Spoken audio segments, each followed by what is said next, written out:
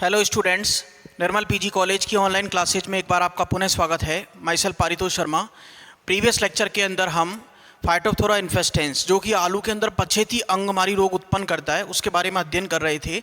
और वहाँ पर डिस्कस करते हुए हमने ये देखा कि इसमें रिप्रोडक्शन के 3 मेथड्स देखने को मिलते हैं। प्रीवियस लेक्चर में हमने रिप्रोडक्शन के 3 मेथड्स देखे। एसेक्सुअल रिप्रोडक्शन है, वेजिटेटिव रिप्रोडक्शन और सेक्सुअल रिप्रोडक्शन है। सेक्सुअल रिप्रोडक्शन में हमने ये देखा कि इनके अंदर सेक्सुअल रिप्रोडक्शन विषम युग्मकी प्रकार का देखने को मिलता है। प्लस इसके अलावा फाइटोप्थोरा इन्फेस्टेंस के अंदर जो हमको मियोसिस देखने को मिलेगा वह युग्मक धानियों में युग्मक निर्माण के समय देखने को मिलता है।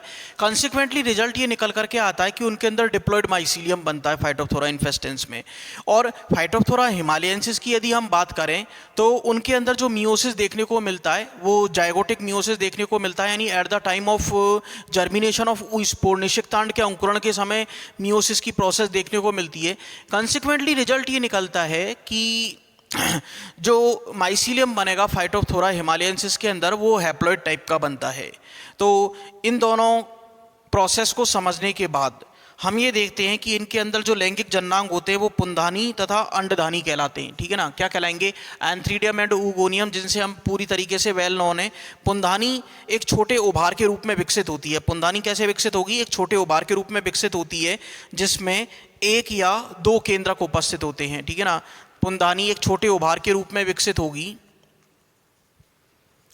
ठीक है ना, छोटे उभार के रूप में विकसित होती है, छोटे उभार के रूप में विकसित होती है जिसमें 1 या 2 केंद्रक होते हैं, जिसमें 1 या 2 केंद्रक उपस्थित होते हैं। ठीक है ना, फिर हम देखते हैं कि फाइटोप्थोरा इन्फेस्टेंस में पहले मियोसिस और बाद में माइटोसिस के द्वारा लगभग 12 केंद्रक बनते हैं। सबसे पहले तो इसके अंदर क्या होगा?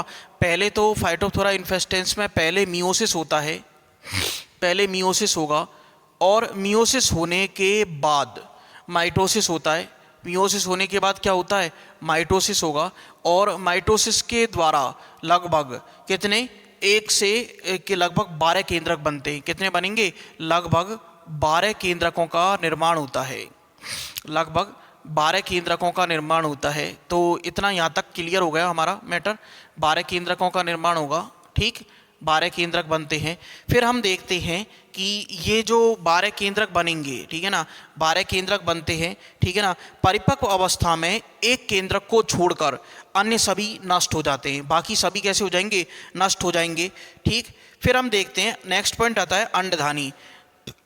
ये एक पार्श्व शाखा पर विकसित होती है। ठीक है ना, अंडधानी कहाँ पर विकसित होगी? पार्श्व शाखा पर। अंडधानी पार्श्व शाखा पर विकसित होती है, एक लेटरल ब्रांच पर ये जनरेट होती है, पार्श्व शाखा पर विकसित होती है,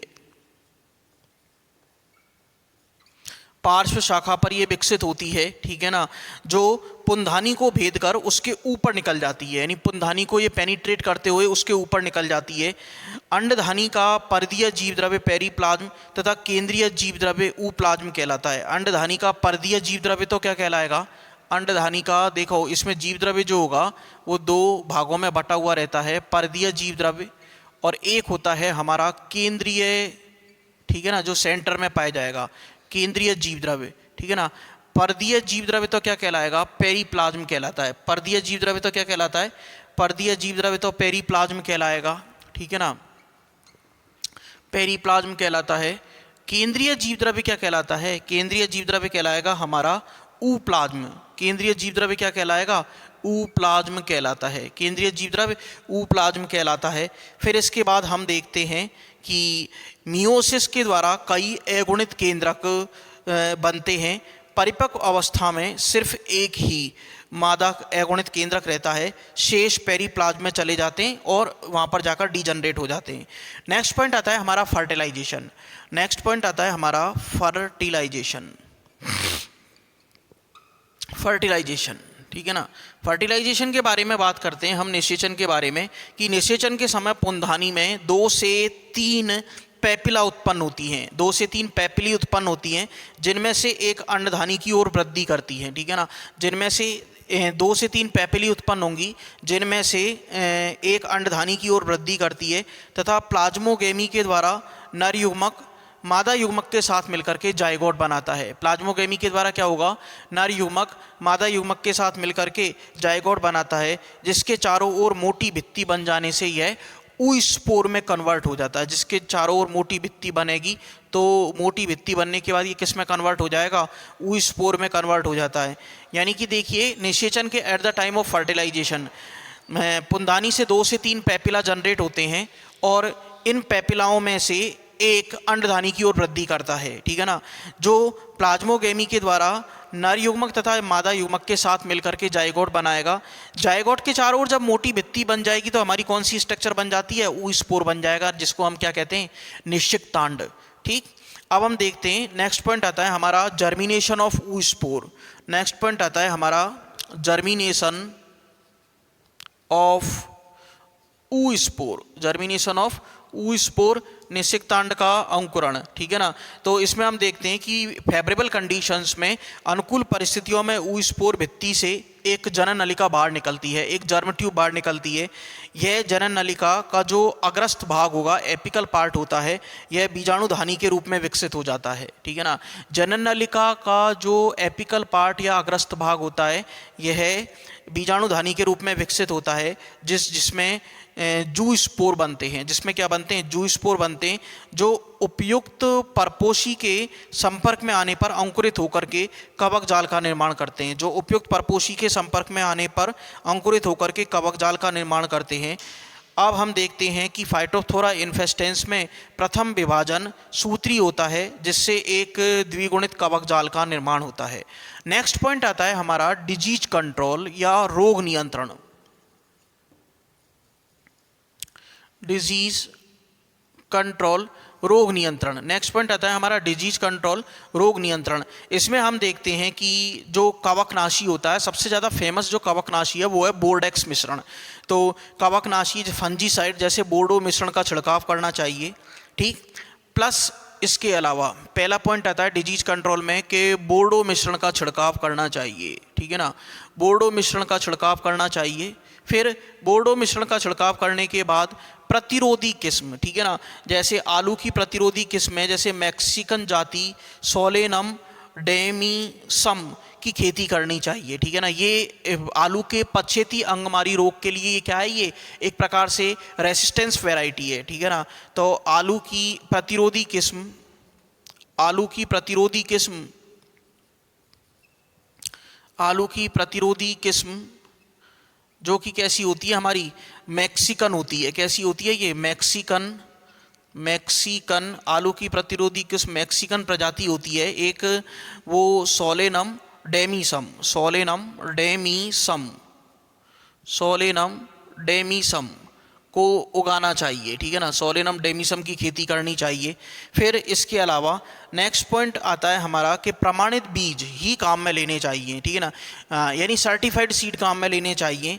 इसके अलावा नाइट्रोजन उर्वरक के स्थान पर फॉस्फेट तथा पोटाश वाले उर्वरक काम में लेने चाहिए।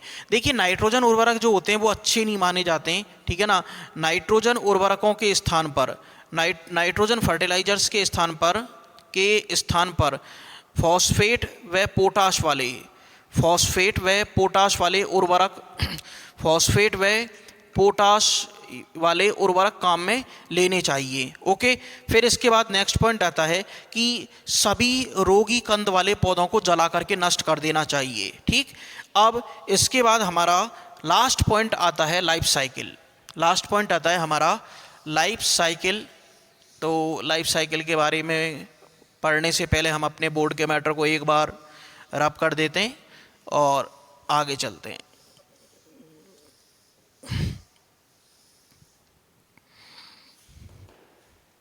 तो इसमें देखते हैं नेक्स्ट पॉइंट आता है हमारा लाइफ साइकिल। फाइटोप्थोरा इन्फेस्टेंस की लाइफ साइकिल कैसी होगी, लाइफ साइकिल के बारे में देखते हैं। सबसे पहले तो हम लिख लेंगे यहाँ पर फाइटोप्थोरा, ठीक है ना, फाइटोप्थोरा, फाइटोप्थोरा, ठीक है ना। फाइटोप्थोरा के बारे में देखते हैं हम कि ये फाइटोप्थोरा जो होगा इसमें नर जन्नांग और मादा जन्नांग देखे हमने एंथीडियम और ऊगोनियम, पुंधानी तथा अंडधानी, ठीक है ना। तो यहाँ पर हम जन्नांग लिख देंगे पुंधानी व अंडधानी, ठीक है ना।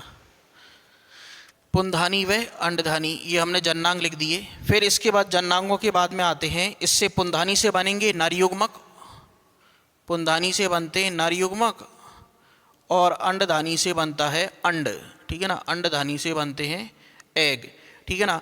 इन दोनों की प्लाज्मोगेमी यानी कहने का मतलब निषेचन होगा, और उससे क्या बनेगा एक, इन दोनों के निषेचन के फलस्वरूप, इन दोनों के निषेचन के फलस्वरूप क्या बनेगा, निषिक्तांड, ठीक है ना। इन दोनों के निषेचन के फलस्वरूप निषेचन होगा, निषेचन होने के फलस्वरूप क्या बनेगा, निषेचन होने के फलस्वरूप क्या बनेगा, निषिक्तांड, निषेचन होने के फलस्वरूप क्या बनेगा, निषिक्तांड बनेगा, ठीक। अब निषिक्तांड के बाद हम देखते हैं कि निषिक्तांड के बाद आता है मियोसिस, निषिक्तांड के बाद क्या होगा, मियोसिस होगा, ठीक है ना, और अंकुरण होगा, और बीजाणुधानी से फिर दोबारा से फाइटोप्थोरा बन जाएगा।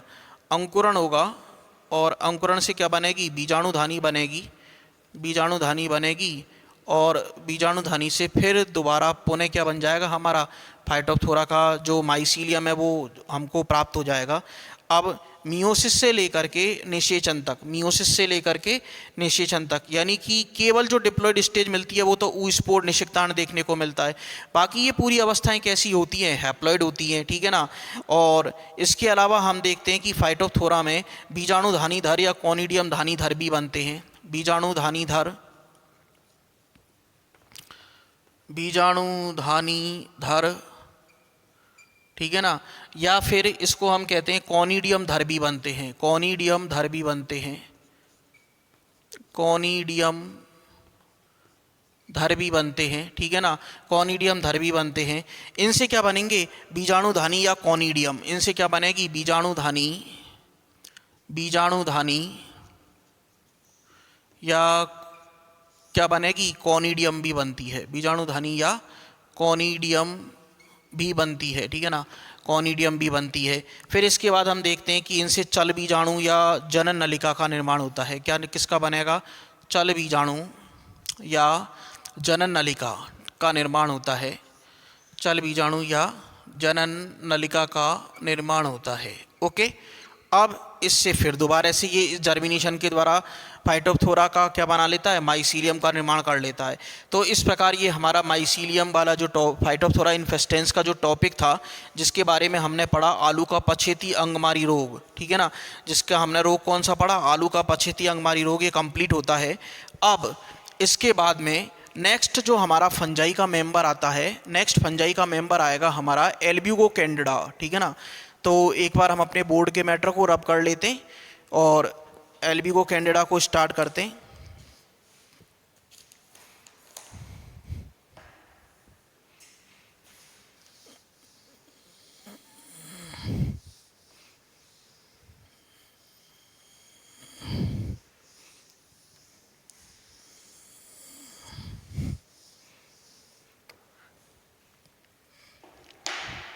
तो नेक्स्ट पॉइंट आता है हमारा, नेक्स्ट जो टॉपिक आ रहा है वो है एल्ब्यूगो, ठीक है ना। नेक्स्ट टॉपिक कौन सा आता है हमारा, एल्ब्यूगो, ठीक है ना, एल्ब्यूगो कैंडिडा, ठीक है ना, एल्ब्यूगो, ALBUGO, एल्ब्यूगो कैंडिडा। तो उसी प्रकार से एल्ब्यूगो कैंडिडा के बारे में हम देखते हैं कि इसके बारे में हमने प्लांट पैथोलॉजी में भी डिस्कस किया कि एल्ब्यूगो कैंडिडा के द्वारा वाइट रस्ट ऑफ क्रूसीफर्स, सरसों कुल का श्वेत कीट रोग उत्पन्न होता है। तो सबसे पहले हम इसका क्लासिफिकेशन देखते हैं।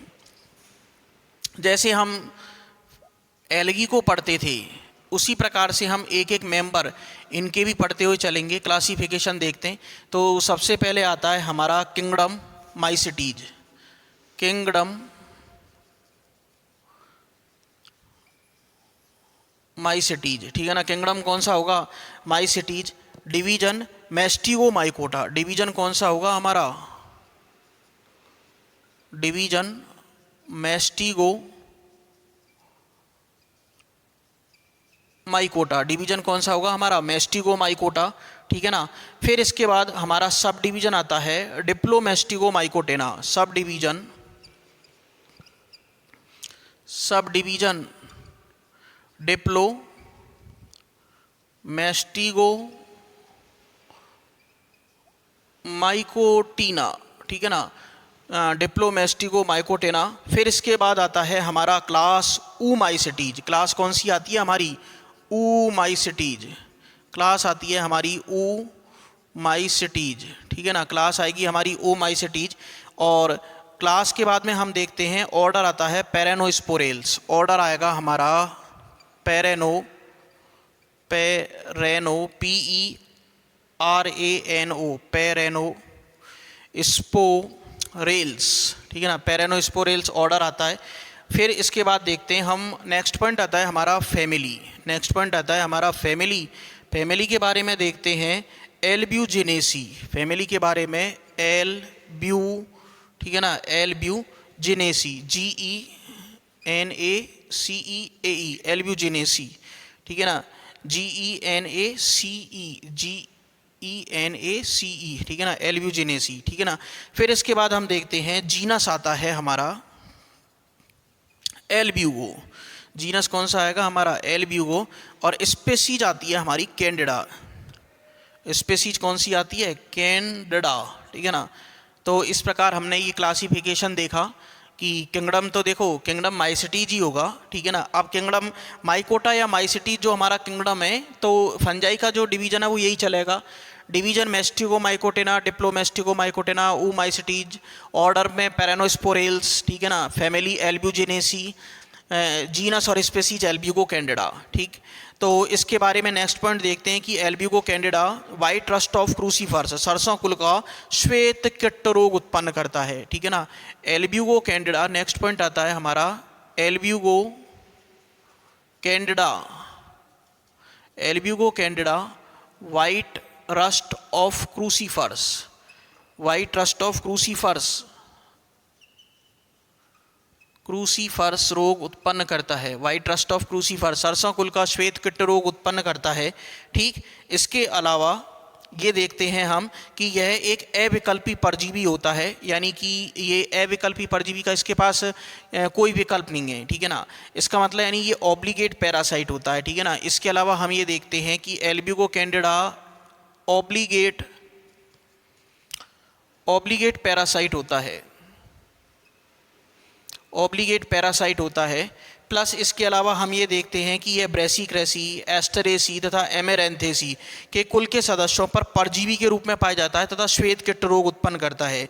ब्रेसिक्रेसी, Asteraceae, Brassicaceae, Asteraceae, Brassicaceae, Asteraceae और एमेरेंथेसी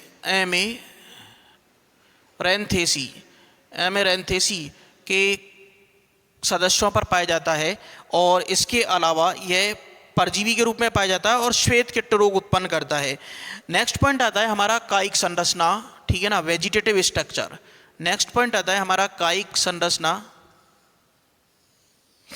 कायिक संरचना। नेक्स्ट पॉइंट आता है हमारा कायिक संरचना। कायिक संरचना वेजिटेटिव स्ट्रक्चर के बारे में देखते हैं हम कि कायिक संरचना के बारे में देखते हैं कि एल्ब्यूगो का जो कवक जाल होता है यह शाखित, पटहीन तथा संकोचकीय होता है। कैसा होता है?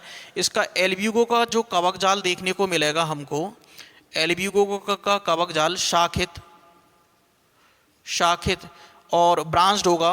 और इसके अलावा कैसा होता है? पटहीन और संकोचकीय होता है। शाखित, पटहीन व समकोशिकीय होता है। कैसा होगा? सिनोसाइटिक प्रकार का होता है, ठीक है ना। एल्ब्यूगो का जो कवक जाल होगा वो ब्रांच्ड होगा, ठीक है ना, नॉन सेप्टेड होगा और इसके अलावा सिनोसाइटिक प्रकार का होता है, जिसके जीवद्रव्य में अनेक केंद्रक पाए जाते हैं। यह परपोषी के ऊतकों में अंतरकोशिकीय स्थानों में वृद्धि करता है। इंट्रासेल्युलर स्पेस जो होते हैं वहाँ पर ये वृद्धि करेगा ICS में, ठीक है ना। इंट्रासेल्युलर स्पेस में परपोषी के ऊतकों में प्रेजेंट, ठीक है ना। तो इस पॉइंट को हम लिख भी देते हैं एक बार कि परपोषी के ऊतकों में उपस्थित, परपोषी के ऊतकों में उपस्थित इंट्रासेल्युलर स्पेस ICS में वृद्धि करता है, ठीक है ना। ICS में ये क्या करता है? वृद्धि करता है, इंट्रासेल्युलर स्पेस में ये वृद्धि करता है। फिर इसके बाद हम देखते हैं कि आईसीएस में वृद्धि करता है तथा परपोषी सेल्स से चूषकांगों के द्वारा भोजन का अवशोषण करता है। परपोषी सेल्स के द्वारा चूषकांगों के द्वारा ये भोजन का अवशोषण करता है, ठीक है ना। परपोषी कोशिकाओं के द्वारा चूषकांगों हिस्टोरिया के द्वारा ये भोजन का अवशोषण करता है। फिर नेक्स्ट पॉइंट आता है हमारा रिप्रोडक्शन। तो एक बार हम अपने बोर्ड के मैटर को रब कर देते हैं और आगे चलते हैं हम अपने नेक्स्ट पॉइंट पर, रिप्रोडक्शन पर। तो अभी हमने क्या देखा, क्लासिफिकेशन देखा। क्लासिफिकेशन देखने के अलावा हमने ये देखा कि जो एल्ब्यूगो कैंडिडा ये वाइट रस्ट ऑफ क्रूसीफर्स रोग उत्पन्न करता है, ऑब्लिगेट पैरासाइट होता है, ब्रेसिक्रेसी, एमेरेंथेसी और एस्ट्रेसी के मेंबर्स पर पाया जाता है और इसका कवक जाल शाखित, पटीन तथा संकोष्कीय होता है तथा परपोषी के ऊतकों में उपस्थित जो अंतरकोश के स्थान होते हैं उनमें ये वृद्धि करता है।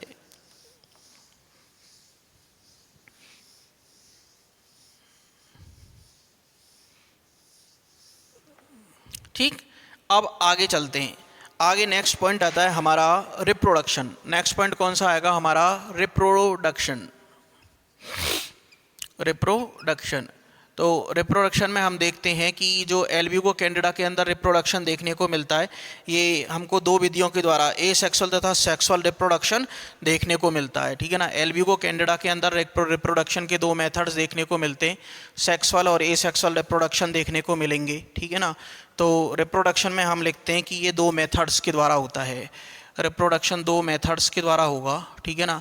और ये दोनों मेथड्स कौन से होते हैं, एसेक्सुअल रिप्रोडक्शन और एसेक्सुअल के अलावा कौन सा देखने को मिलता है हमको, सेक्सुअल रिप्रोडक्शन।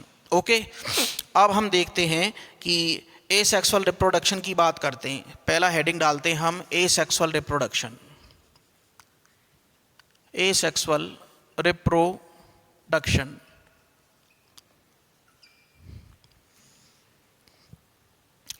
एसेक्सुअल रिप्रोडक्शन में हम देखते हैं कि एल्ब्यूगो में अलैंगिक जनन कोनिडिया और बीजाणुधानी अथवा चल बीजाणुधानी के द्वारा होता है, ठीक है ना। अलैंगिक जनन किसके द्वारा देखने को मिलेगा, या तो कोनिडिया के द्वारा देखने को मिलता है, ठीक है ना। या तो हमको कैसे देखने को मिलेगा, कोनिडिया के द्वारा, या फिर कोनिडिया के द्वारा नहीं तो बीजाणुधानी अथवा चल बीजाणुधानी के द्वारा देखने को मिलता है। बीजाणुधानी, बीजाणुधानी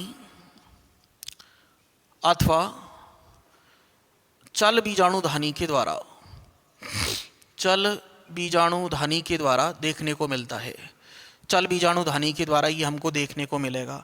अब हम बात करते हैं कि ये बीजाणुधानी धर पर तला विसारी क्रम में विकसित होती हैं। बीजाणुधानी धर, ये बीजाणुधानी धर पर तला विसारी क्रम में विकसित होती हैं। ये बीजाणुधानी धर पर, बीजाणुधानी धर पर, धानी धर पर तला विसारी क्रम में, ठीक है ना, एक्रोपीटल तला विसारी क्रम में विकसित होती हैं, ठीक है ना। एक्रोपीटल ऑर्डर में विकसित होती हैं जब अलैंगिक जनन संरचना अंकुरित होकर के जनन नलिका बनाती है, ठीक है ना।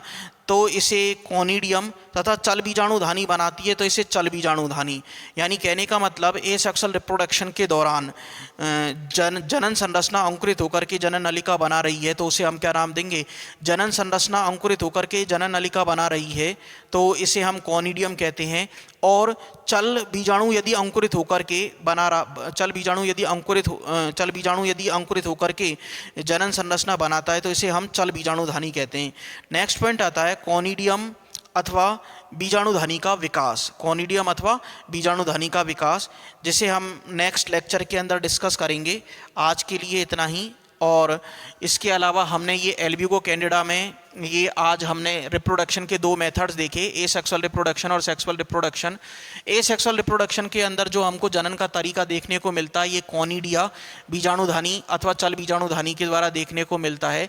ये बीजाणुधानी दर पर तला विसारी क्रम में एक्रोपेटल ऑर्डर में ये विकसित होती हैं और इस प्रकार से ये विकसित होकर के ये दो टाइप से विकसित होंगी। यदि अलैंगिक जनन या एसेक्सुअल रिप्रोडक्शन के दौरान अंकुरित होकर के बनने वाली जनन नलिका बनती है तो उसे कोनिडियम, और यदि चल बीजाणु का अंकुरण हो रहा है तो उसे हम चल बीजाणुधानी कहते हैं। फिर नेक्स्ट पॉइंट आता है हमारा कोनिडियम अथवा बीजाणुधानी का विकास। कोनिडियम अथवा बीजाणुधानी का विकास, जिसे हम कल नेक्स्ट लेक्चर के अंदर डिस्कस करेंगे। आज के लिए इतना ही, धन्यवाद।